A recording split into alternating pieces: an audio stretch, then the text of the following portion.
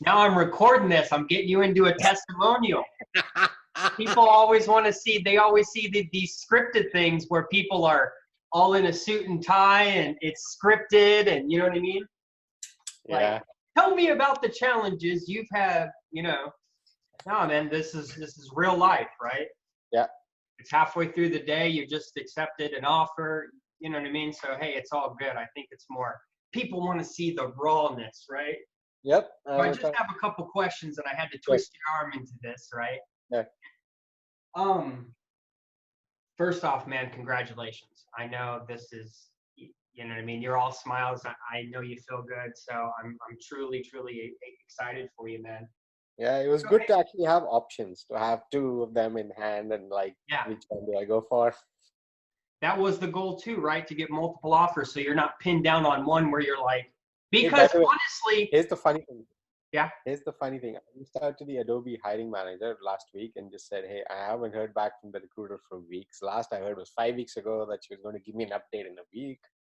So I'm presuming you guys already have someone. And, but I would still like to get your feedback on what happened. Like, if there were any gaps or something, which will help me in my search. Mm-hmm. And, I'm currently in the process of getting offers from a couple of places. Mm-hmm. So he reached back saying, actually, I apologize. There was lack of communication. It's not that there were gaps or anything. They were the short list that we had, and there were some candidates who I interviewed before you, so we were getting them through the pipe first. Mm-hmm. We had 3 ahead of you. 2 of them we've interviewed and rejected. The third one is going to interview mid next week.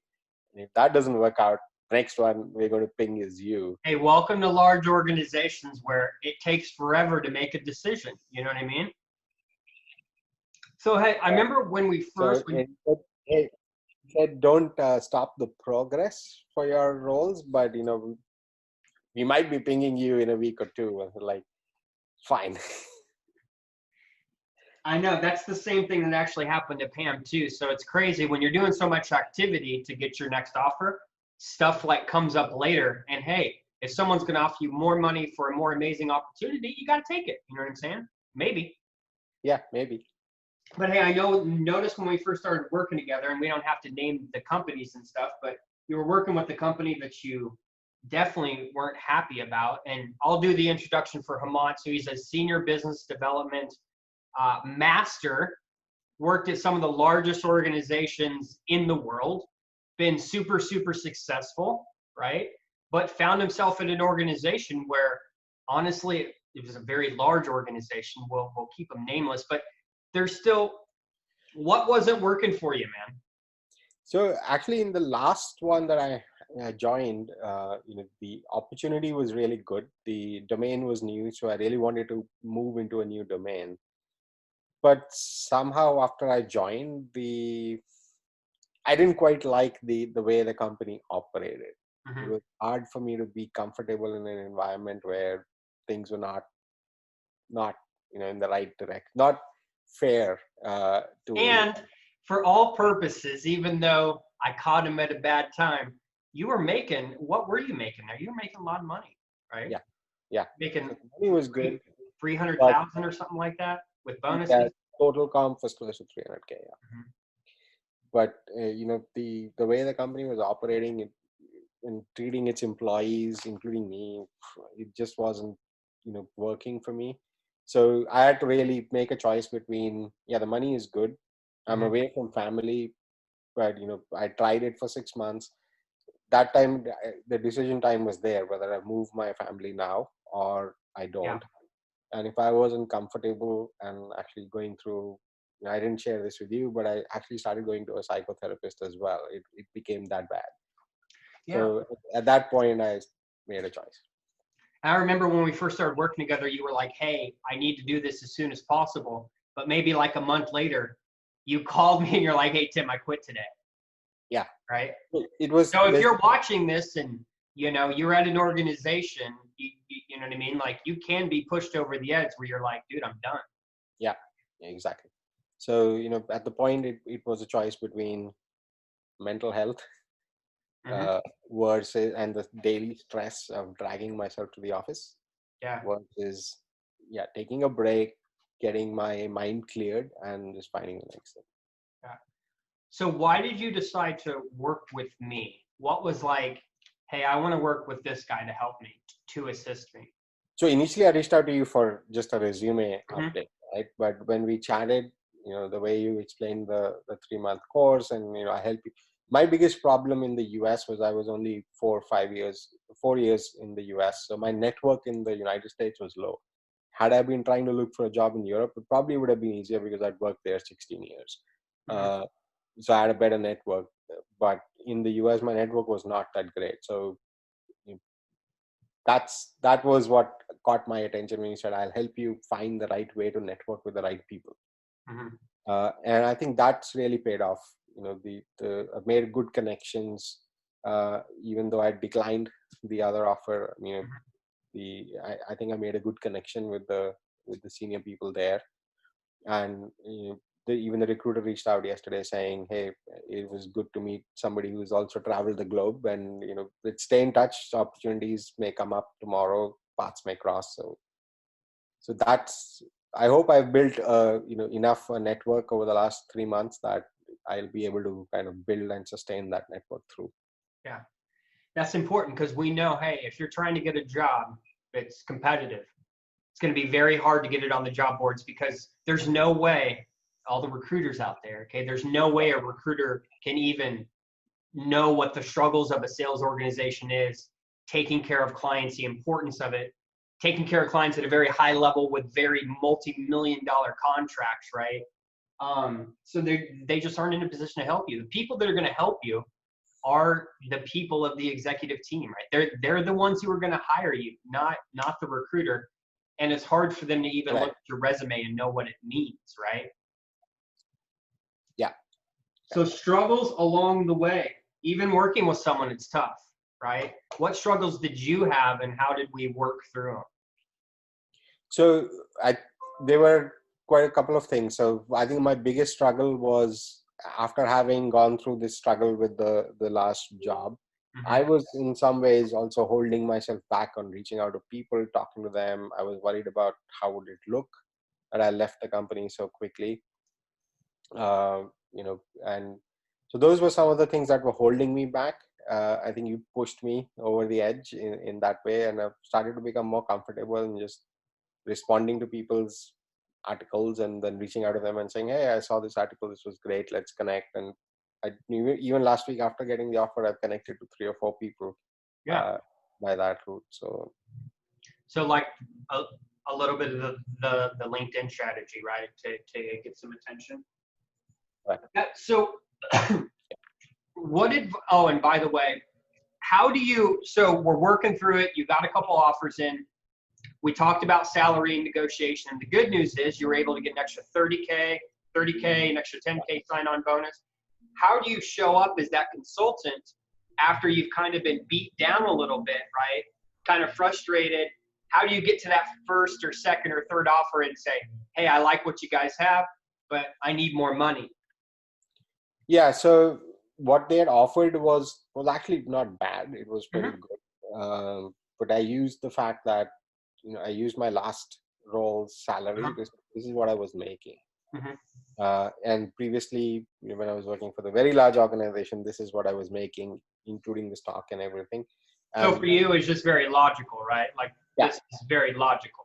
So you weren't like fearful of what if they say no? What if they say I'm asking for too much money? Did that cross your mind at all?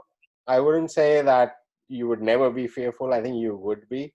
You'll always have the butterflies, but you can't project that butterfly. It's like interviewing. Right? You go to an interview, you always have the butterflies, but you don't want to project it. You have to project the confidence in saying, and once you know that they want you, they made me go through 5 different rounds, right? 5 individual rounds over 2 months. And if they kept at it and they saw me keeping at it, we both had an affinity that I was being patient, they were being patient with me. So in some ways, I knew that they do want me. And they also felt that I do want to come in, right? Otherwise, I wouldn't stay that long in a process. So from that perspective, that confidence. Then I just compared the two and said, look, that's why the previous company had kind of offered me in this way, because they don't have stocks, they didn't have, but they made the package kind of come up equivalent to what I used to make with the stocks. And this is a little bit lower compared to that, and so on. So then, she said, okay, fine. If I get you close to it, would you accept? At that point, I knew, fine, yeah, I would. And then she kind of went back and had to work through it. I didn't expect it to be that big a jump, to be honest. I was expecting that's a decent chunk. Another 10, that's a 15 decent chunk of money. Yeah, that's a decent chunk of money. I was expecting another 10, 15K is what she'll come up with. And I would have taken it at that too. Yeah. So you said a key thing, right? Projecting confidence, because we talk a lot about mindset on these calls, because the strategy is easy to understand, but getting to do it, and when you're talking about going through all these rounds of interviewing and showing up as that consultant, that's a lot easier said than done, right? Right. And I think through the process, the one thing, big revelation for me was, I was very worried initially that when I go to an interview and talk about, I left the previous company so soon, a few months after joining, I was just being honest and said, look, it's not working out, and I wasn't happy. So I was away from family. I wasn't happy. I had to make a decision. So I chose to come back and take a break. And they were like, yeah, that shit happens. Yeah. Nobody was bothered with the fact that I left so soon. Like, yeah, if it wasn't working. And we had lots of conversations where you were very fearful of that, and you thought it was going to be like a career ender or something. Correct. Pretty sure those were the exact words I shared with you. Like, hey man, shit happens, right? Right. Most cases, the conversation turned to the fact that, but you have to be prepared for the follow-on question that, why do you think this would not be a similar case? Yeah.